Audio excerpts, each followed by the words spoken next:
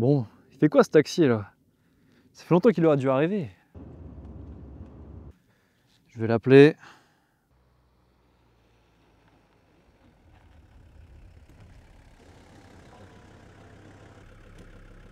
Vous avez commandé une course? Ouais. Bah montez! Il s'attendait à un taxi moderne, rapide, classique.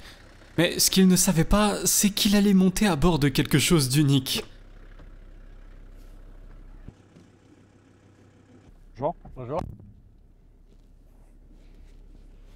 Ils sont plus fiables ces voitures. Ouais. 5 cylindres diesel de 3 litres, une puissance de 88 chevaux, 172 Nm de couple qui vous emmène doucement mais sûrement là où vous devez aller. 0 à 100 en 17,3 secondes? Eh bien, ça n'a jamais été une voiture de course, mais elle vous emmènera loin, très loin.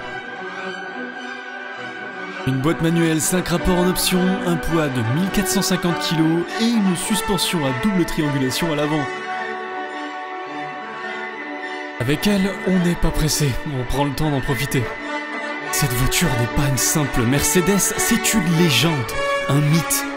Les taxis l'ont adoré, les collectionneurs l'ont vénéré, donc toi, tu devrais peut-être l'adopter. Voici la Mercedes W123. On est en 1976. Mercedes doit remplacer la W114 et la W115. Deux berlines déjà très appréciées. Mais cette fois-ci, la mission est simple. Faire encore mieux. Plus fiable, plus sécurisé, mais surtout plus avancé technologiquement.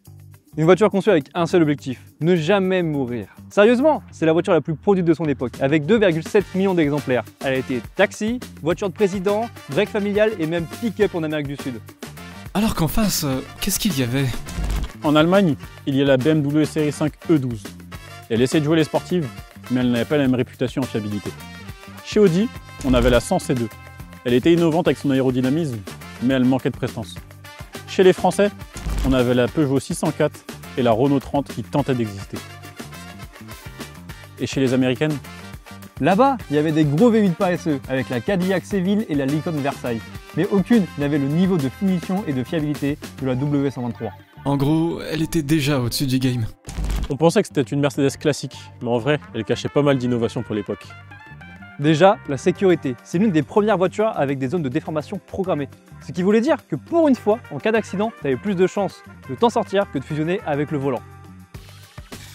Si vous avez vu notre dernière vidéo avec la 190, vous avez déjà dû voir ces feux, avec leur string. Mais vous savez qu'on aime aussi les coffres.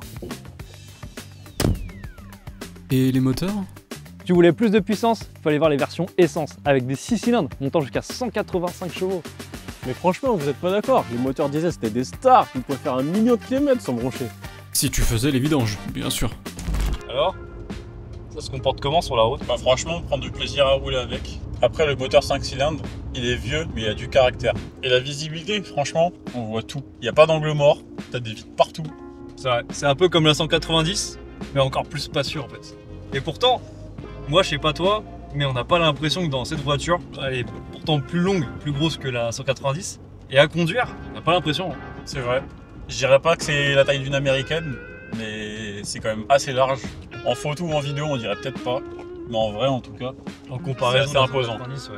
par contre, les suspensions, ils sont un peu plus fermes que la 190. C'est vrai. Après, la 190 avait un multibras à l'arrière, au niveau de suspension, C'est vrai. et en vrai, ça se ressent un peu à la conduite. À niveau sonorisation, c'est assez proche de la 190. Peut-être un petit peu plus bruyant Peut-être un peu plus bruyant, mais peut-être lié au moteur diesel. aussi. Parce qu'on a quand même un 3 litres. Alors que la 190 c'était quand même un petit 1 litre 8. Après, c'est pas la même génération. Après, tu vois, il y a encore le chauffage bidon. Ouais. Donc en Ça vrai, existait depuis très longtemps. sur le tableau de bord, bon là vous verrez pas, mais c'est rétroéclairé. Les boutons sont rétroéclairés. Après, niveau couple, au tout début, on disait que ça avait vraiment pas de patate. Alors, c'est vrai que ça n'a pas de patate. Alors, Bravo. par contre, en vrai, sur le couple, genre quand tu roules assez lentement avec un rapport assez élevé, en soi, elle tient quand même.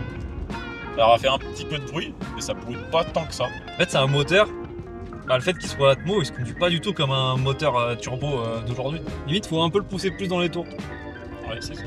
peut moins aller sur les sous-régimes et compagnie qu'un diesel moderne. Pour autant, ça les prend quand même. Juste, il n'y a pas de reprise, quoi.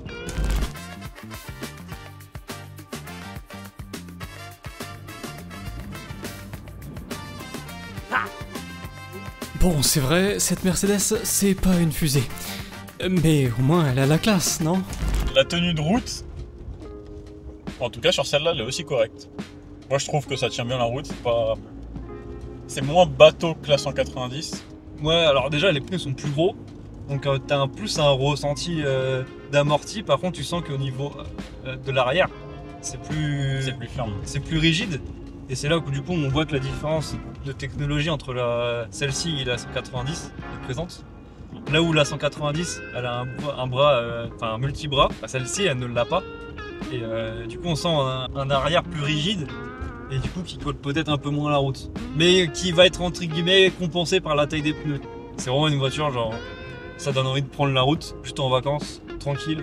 Bon après niveau consommation, de ce que j'ai vu ça consomme encore pas mal pour un diesel.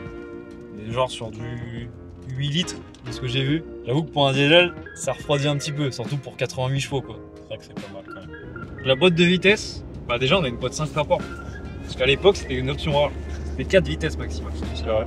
Sur autoroute ou sur route ouverte, ça devrait faire quand même pas mal de bruit. Disons que sur autoroute en 4ème, je pense que ça doit être un poil bruyant quoi. Alors que là on est quand même une boîte 5.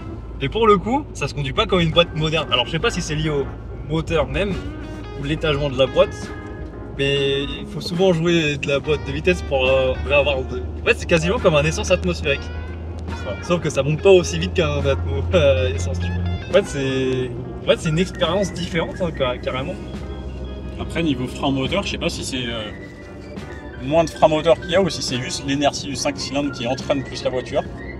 Mais ça freine pas brusquement non plus. Alors moi j'ai l'impression que le frein moteur à haut régime, étrangement, est moins important qu'à bas régime. Je sais pas pourquoi, c'est un ressenti. C'est quand même différent de la 190 hein. Ah bah c'est pas la même époque, ça reste sa grande sœur quand même. Et regarde-moi ces boutons, ils ont une taille généreuse. C'est vrai, mais le klaxon, ça c'est du maxi bouton. C'est une voiture qui aime se faire entendre. Et sinon, il n'y a pas de porte-gobelet? Après, c'est pas un distributeur de boissons, hein, mais il y en a ici. Et l'espace à l'arrière? Et à l'arrière? Oh, on peut faire une petite partie de Candy Crush ou une petite sieste royale. C'est clair que c'est un salon roulant, hein. C'est pas comme chez Ikea. Poltrone de sofa, artisan de la qualité. Et voilà. Par contre les sièges, à conduire au départ c'est super perturbant. Ouais, en fait tu te penches d'un côté ou de l'autre, ça fait... On sent T'as vraiment... l'impression que tu tangues et quand t'es au milieu... On sait qu'on est sur des ressorts. Ouais. En fait la sensation du siège, on dirait vraiment qu'il y a une planche un peu arrondie sous nos fesses et qu'il y a des ressorts des deux côtés. Un peu comme les matelas d'époque à ressorts avec la ferraille devant. Ouais. Ou un petit peu les selles de moto custom avec les deux petits ressorts à l'arrière. Après je sais pas sur un long trajet ce que ça donne. Mais là en tout cas moi je suis bien. Ouais. Après, Je pense que c'est pas mal. À voir. Par contre t'as à l'arrière, c'est encore mieux. C'est vraiment beaucoup plus confort. En tout cas moi c'est sur la banquette arrière, franchement moi je suis bien. Hein. Après j'étais pas client, donc je dois savoir. Moi je peux confirmer, c'était quand même plutôt pas mal en vrai. Non, en termes de position de conduite, en vrai c'est quand même assez proche de la 190. Pour pas dire qu'en vrai c'est quasiment similaire. Moi en tout cas j'ai pas l'impression d'être sur quelque chose de complètement différent. Peut-être le placement des pédales est légèrement différent. En fait ce qui fait la différence c'est surtout que on n'a pas de frein à main ici. Qui est déjà était la base en fait, comme on l'a dit, du bloc 2 de la 190. Bien souvent c'était des freins de parking et des pédales. Et en fait du fait qu'il y ait cette pédale là, on n'a pas le même repose-pied, on va dire, pour le pied gauche, parce qu'on n'embraye pas. Et moi au début, j'avoue que ça m'a fait assez bizarre. Moi qui étais un petit peu habitué à pouvoir poser mon pied confortablement, tu vois, sur le côté. Bah là en fait, faut pas, parce que sinon tu poses ton pied sur le frein à main. Sur le frein à main en fait. Après ils sont quand même intelligents vu qu'ils l'ont mis quand même assez haut. Donc en vrai, pour le choper, il faut quand même lever la jambe. Oui, mais faut pas se tromper non plus. Ouais. D'ailleurs en parlant du frein à main, il me semble que si je dis pas de bêtises, donc là sur la voiture est équipée de freins à disque à l'avant et à l'arrière. Et en fait, le frein à main, En fait, c'est un frein tambour. Donc c'est un frein supplémentaire. C'est un frein supplémentaire. En fait, quand on actionne le frein de parking, du coup, Donc c'est une mâchoire. et ben, en fait, c'est une mâchoire en tambour qui vient verrouiller l'arrière. Par contre, du coup, ce genre de système, bah, c'est un tout petit peu plus chiant à entretenir, quoi. Mais par contre, moi, je trouve ça quand même classe de pouvoir mettre le frein parking au pied. Et après, je trouve que par contre, il y a beaucoup de voitures où par exemple, tu vois, on est obligé de reculer le siège à fond parce que nous, tu vois, on a des conduites un peu reculées, etc. Un peu de BMiste, un peu. On a des conduites un peu reculées et pour le coup, il y a des voitures, on est obligé de vraiment se mettre à fond et c'est toujours un peu serré. Mais même là, avec des voitures comme ça, comme la 190 aussi, où on n'avait pas énormément de place en longueur, bah, je trouve qu'on est quand même bien typé sur le confort. Même si le volant il est proche de nous, en vrai on arrive à bien diriger la voiture, on n'est pas restreint dans un petit cocon et pourtant on a toujours de la place derrière. Oh, tu vois, la visibilité, elle est folle. Hein. Alors, la lunette arrière, Elle est énorme. elle est énorme. Et comment ça braque aussi. Et ça braque bien. Alors, peut-être un chouïa moins bien que la 190 quand même. J'avais l'impression Ouais, que la c'est peut-être un peu 190, plus long aussi. mais ouais, ça doit être l'empattement est pas le même, donc ça pourrait jouer un petit peu aussi. Alors, cette Mercedes, t'en as pensé quoi? Bah, c'est une voiture qui se laisse pas rattraper par le temps. Elle fait un peu tourner les têtes quand même. Il y a pas mal de personnes qui la regardent quand on roule avec. Je pense qu'elle a un bon style. Ouais, c'est vrai qu'elle faisait tourner la tête. Hein. Sinon, niveau confort sur 5, tu lui mets combien? Un bon 3,5, 4. Ouais. 4, je pense. Ok, et pourquoi? Parce que pour l'époque, je pense que c'était le top. Il n'y avait pas d'autres alternatives, on va dire. Mais pour le coup, je pense un bon 4 parce que il y a des... L'avant, il est vraiment souple et l'arrière, comparé à l'avant, il y a une petite différence entre les deux. Après, on est bien à l'intérieur. Il y a peut-être les sièges, ils sont confort, mais c'est vrai que c'est un peu une planche en bois arrondie, quoi. Enfin, d'aspect et d'impression. Et moi, je pense un bon petit 4 sur Ouais. 5. Moi, j'aurais dit mis 4 aussi, ouais. Je pense que si on remet vraiment le truc dans le contexte de l'époque, Ouais, il n'y avait pas je grand chose. je pense que j'aurais dit 5, mais si on parle d'aujourd'hui, ouais 4. Parce que l'arrière est rigide. Ouais. Après, on sait que c'est corrigé sur les versions d'après, donc pour ça j'aurais presque envie de dire mettre 5, mais 4 parce que voilà quoi. Par rapport à aujourd'hui, c'est un 4. Ouais. En conduite, en vrai, j'ai rien à lui reprocher parce que en vrai, je lui mettrais 5. En conduite. Parce que j'ai rien à lui reprocher en fait à cette voiture. Parce qu'en soi, cette voiture elle freine. On remet dans le C'est truc ça. dans leur contexte, tu vois. Ça arrête la voiture. Ça arrête la voiture. C'est pas dangereux non plus. C'est pas dangereux, on se sent pas en insécurité dedans. La visibilité elle est super bonne, on est sur un gabarit quand même assez imposant et malgré tout on n'a pas l'impression de conduire une si grosse voiture que ça. Ça pour le coup c'est vrai. Elle reste très maniable quand même. Ouais, bah, au final j'ai rien à lui reprocher parce que on lui demande pas d'aller vite, on lui demande simplement de nous emmener d'un point A à un point B dans le confort absolu. Et je pense que ça c'est... Je pense qu'elle remplit tu vois le truc, tu vois, le cahier des charges. Donc, ouais, un petit 5 sur 5. Et toi tu lui mettrais combien en conduite? Moi en vrai pareil que toi. Je mettrais 5 parce que là il y a rien qui me choque, il n'y a rien qui m'a choqué pendant l'essai. La voiture en soi, je lui trouve pas de défaut donc vu que je trouve pas de défaut en vrai je lui mets un 5. Ouais. Tu lui mettrais quoi comme note pour le look? Franchement le max. 5? Ouais. Moi je lui mettrais 5 parce qu'en vrai je la trouve classe. Elle fait grosse, ça fait voiture imposante. D'extérieur, Ouais. parce que d'intérieur on dirait pas du tout. Enfin on voit qu'on est un peu plus sur du prestige parce que Il y a des chromes partout. ouais, il y a du chrome partout. La voiture elle est bien dessinée, ça fait vraiment voiture d'époque, voiture un peu haut de gamme pour l'époque. L'extérieur, il en jette. L'intérieur, il est classe aussi. Moi, ce que j'aime bien, c'est en plus c'est touches colorées, tu vois. C'est Ouais. pas monotone. Ouais, c'est vrai. C'est pas une voiture qui donne la déprime, tu vois. En plus de ce que j'ai vu, il y a pas mal de couleurs qui étaient pas mal. je Ouais. Il y a plein de configurations possibles. Et là, la configuration qu'on avait en bleu avec les petites touches de boiserie, franchement, je trouve que c'était très très classe. Ouais, c'est vrai que c'est pas mal. En vrai, c'est pareil que toi, je pense que je mettrais un 5. Parce que c'est classe. Ok. Et pour la fiabilité, Alors, en vrai, pour la fiabilité, j'ai envie de dire, allez, on va dire 4,5 pour celle-là. Parce que on sait que le 4 cylindres est plus robuste que le 5 cylindres. En fait, le 5 cylindres, le dernier cylindre, il me semble qu'il est moins bien refroidi. Et ça peut amener, si on le cravache trop, à l'abîmer. Mais étant donné qu'en vrai, c'est pas une voiture qu'on a envie de cravacher, oui c'est vrai. en soi, il y a très peu de risques quand même. Donc 4,5 sur 5 à ce niveau-là. En vrai, vas-y, je vais mettre la même note que toi. Parce que de toute façon, comme j'ai dit, on n'en voit pas sur le bord de la route. Ouais. Enfin, après, il n'y en a pas beaucoup. J'en ai jamais vu une en panne, quoi. Moi non plus. Je pense qu'elle est méritante. Ça lui fait une note de 18,5. sur 20. Pour conclure, c'est un peu comme si on roulait dans un morceau d'histoire de l'automobile, cette voiture. Elle ne vous laisse pas indifférent. Ça ne laisse pas indifférent. Mais ouais. Franchement, si vous n'avez pas conduit une Mercedes de ces années, il faut en conduire une. Ouais. Vous apprendrez un truc sur l'histoire automobile. Voilà, c'est fini. Je rigole. Vas-y, là. Plus de batterie.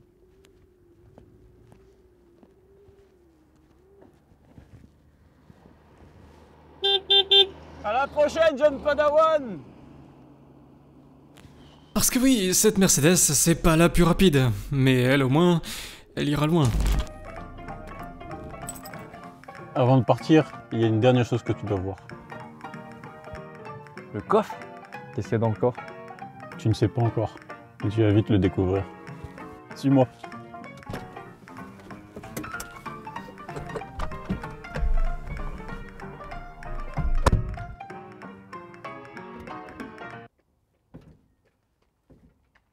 Attends, quoi? C'est juste un appareil photo?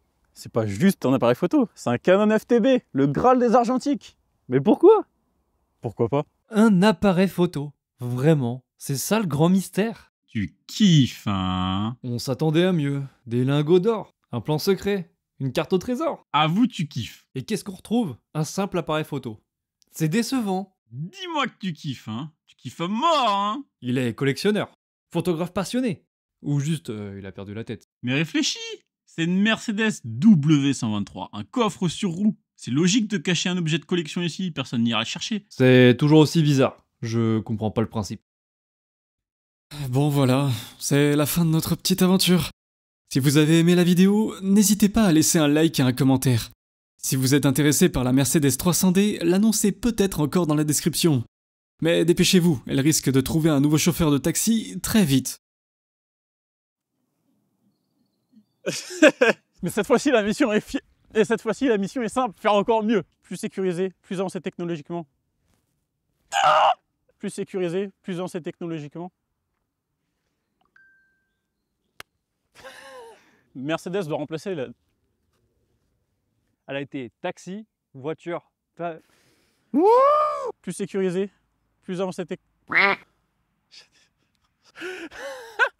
En fait, tu vois tout le truc. Les wesh, ils se déplacent, ils disent rien.